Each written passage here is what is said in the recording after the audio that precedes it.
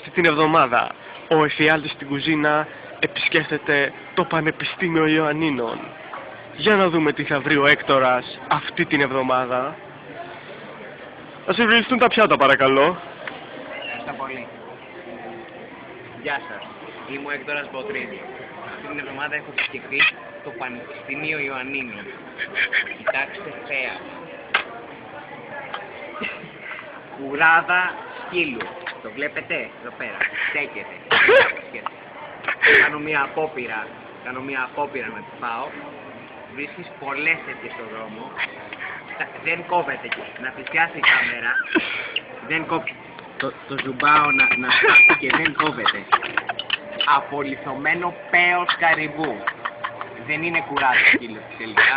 Είναι απολιθωμένο πέος καρυβού. Με αυτό το πιάτο θα πάω στην κουζίνα, αλλά πριν πάω, κοιτάξτε αυτό. Φέτα. Φέτα για μυστρή. Το βλέπετε. Με αυτό το πιάτο και με αυτό από πάνω πας για οικοδομή, για τούβλα.